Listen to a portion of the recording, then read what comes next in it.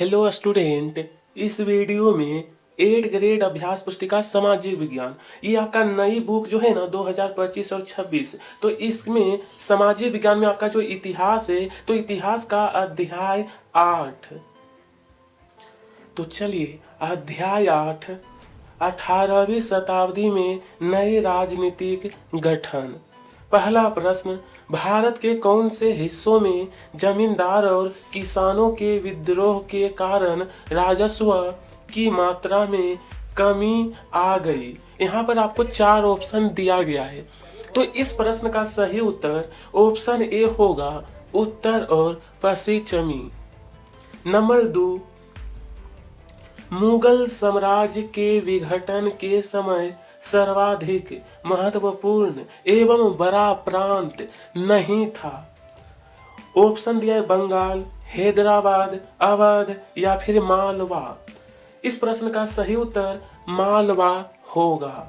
ठीक है, चलिए नंबर 3, प्रश्न नंबर 3, यहाँ पे बोला है जाटों के प्रभुत्व क्षेत्र में कौन से शहर महत्वपूर्ण व्यापारिक केंद्र बन गए।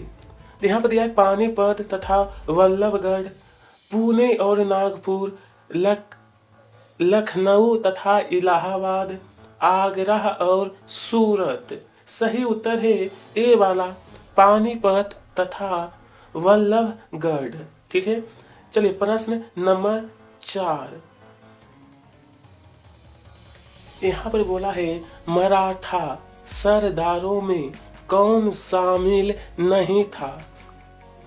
सूरजमल, सिंधिया, गायकवाड़ या फिर भोसले। सही उत्तर है सूरजमल। सूरजमल के राजनीतिक नियंत्रण में कौन कौन से क्षेत्र शामिल नहीं थे। आधुनिक पूर्वी राजस्थान, दक्षिणी हरियाणा, पश्चिमी उत्तर प्रदेश और दिल्ली, बिहार तथा उड़ीसा। डी वाला ऑप्शन सही है, बिहार तथा उड़ीसा।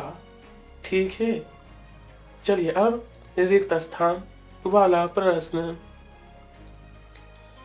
चलिए खालसा पंथ की स्थापना, इसकी जो स्थापना है गुरु गोविंद सिंह ने की थी। जत्थों और मिसलों की संयुक्त सेनाएं, तो यहाँ पर आपका होगा दल खालसा कहलाती है। ठीक है, अब सी नंबर में कहा गया है कि शिवाजी ने प्रायद्वीप में मुगलों को चुनौती देने के लिए, तो यहाँ पर आपका होगा सैन्य बल। ठीक है, डी नंबर का है बाजीराव प्रथम के नाम से भी जाने जाते हैं, तो यहाँ पर आपका होगा बाजीराव वल्लाल। जाटों ने अपने नेता के नेतृत्व में दिल्ली के पश्चिमी क्षेत्रों पर अपना नियंत्रण, तो यहाँ पर आपका होगा चूड़ामन। ठीक है, नेक्स्ट प्रश्न। चलिए सवाई जय सिंह ने खगोलीय वेधशालाओं का निर्माण कहाँ कराया था, कहाँ पर। तो देखिए सवाई जय सिंह ने खगोलीय वेधशालाओं का निर्माण दिल्ली, जयपुर, उज्जैन, मथुरा और वाराणसी में कराया था। ठीक है, चलिए 7 आपका पूरा हो गया। बस इसमें कहा गया था वेधशालाओं का निर्माण। प्रश्न 8, विंध्य राज्य के विस्तार का श्रेय किसे प्राप्त है। वे किन क्षेत्रों के खिलाफ सैन्य अभियानों के लिए जाने जाते थे। इसका उत्तर है विंध्य राज्य के विस्तार का श्रेय बाजीराव प्रथम को प्राप्त है। वे मालवा बुंदेलखंड, गुजरात और पुर्तगालियों के खिलाफ सैन्य अभियानों के लिए जाने जाते हैं। ठीक है। प्रश्न क्रमांक 9, सिखों द्वारा स्थापित राखी व्यवस्था किससे संबंधित थी? किससे? ये जो आपका है राखी व्यवस्था, चलिए इसका उत्तर है सिखों द्वारा स्थापित राखी व्यवस्था सिखों की आर्थिक स्थिति सुधारने से संबंधित व्यवस्था थी। इस व्यवस्था के अंतर्गत किसानों से उनकी उपज का 20% कर के रूप में लेकर बदले में उन्हें संरक्षण प्रदान किया जाता था। ठीक है। यह का प्रश्न 9 कंप्लीट है। अब यहाँ पे देखिए प्रश्न क्रमांक 10 में कहा गया है 1737 ईस्वी के बाद मराठों का प्रभुत्व किन किन क्षेत्रों में फैला था? किन किन क्षेत्रों में?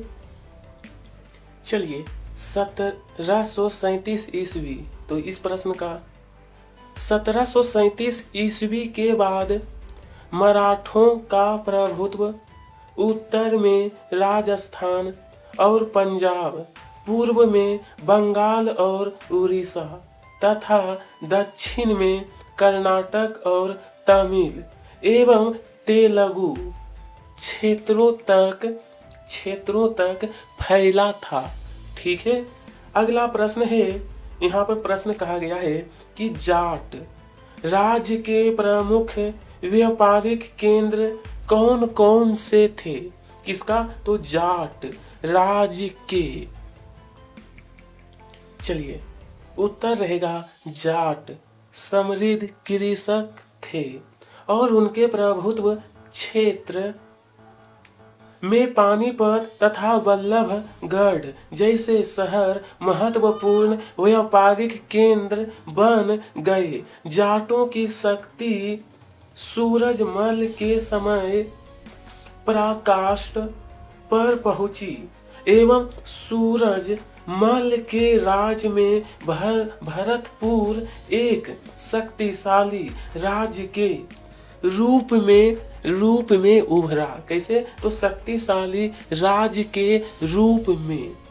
चलिए मराठा प्रशासन व्यवस्था का वर्णन कीजिए। किसका? तो मराठा प्रशासन व्यवस्था का। चलिए इसका देखते हैं। मराठा प्रशासन अंतहीन सैन्य अभियानों के साथ साथ मराठों ने एक प्रभावी प्रशासन व्यवस्था तैयार की। जब किसी इलाके पर एक बार विजय अभियान पूरा हो जाता था और मराठों का शासन सुरक्षित हो जाता था, तो वहां स्थानीय परिस्थितियों को ध्यान में रखते हुए धीरे धीरे भूराजस्व की मांग की गई। कृषि को प्रोत्साहित किया गया और व्यापार को पुनर्जीवित किया गया। चलिए प्रश्न नंबर 13 है, सूबेदार के रूप में सआदत खान द्वारा अवध में क्या कार्य किए गए थे? अवध में कौन सा कार्य किया गया?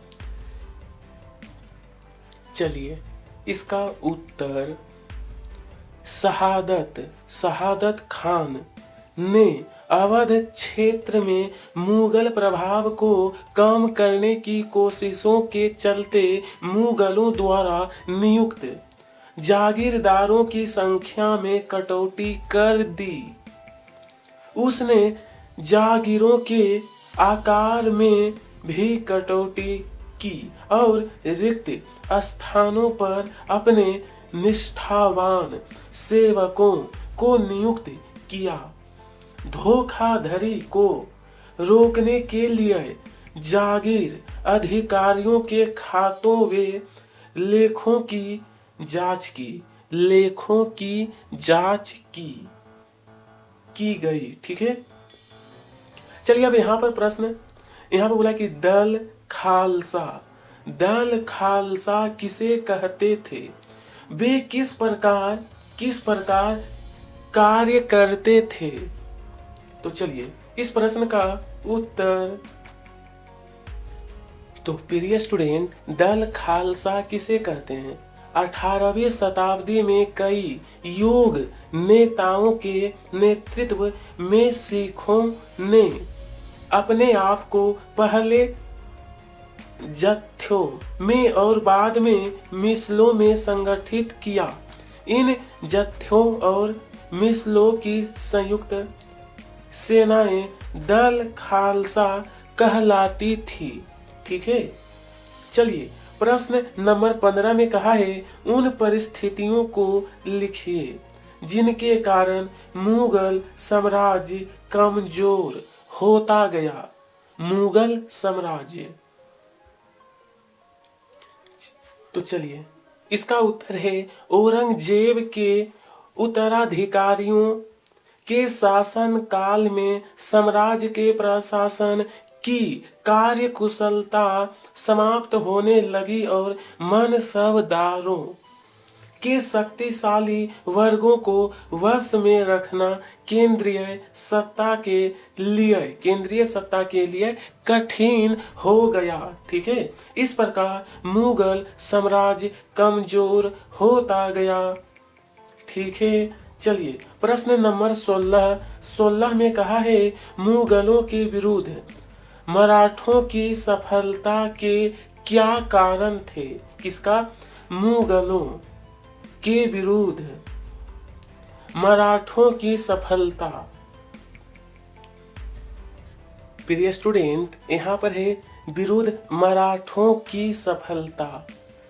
मराठों की सफलता का रहस्य यह था कि वे मुगलों के किलाबंद इलाकों से टक्कर न लेते हुए उनके पास चुपचाप निकलकर शहरी कस्बों पर हमला बोलते थे और मुगल सेना से ऐसे मैदानी इलाकों में मुठभेड़ लेते थे जहां रसद पाने और कुमक के रास्ते आसानी से रोके जा सकते थे। ठीक है, आसानी से रोके जा सकते थे।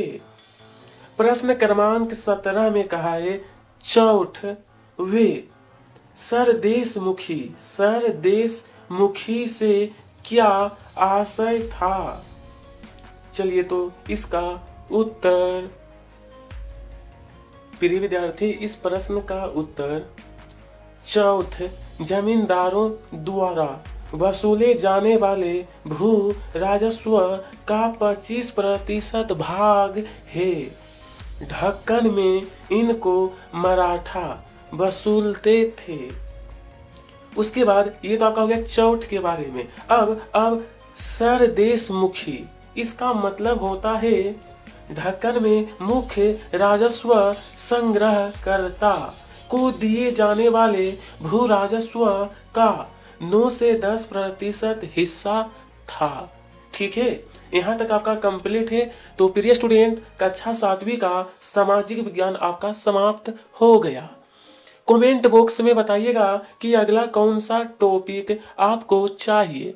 वीडियो पसंद आई हो तो लाइक करिएगा, साथ में सब्सक्राइब। आप सभी को तहे दिल से धन्यवाद।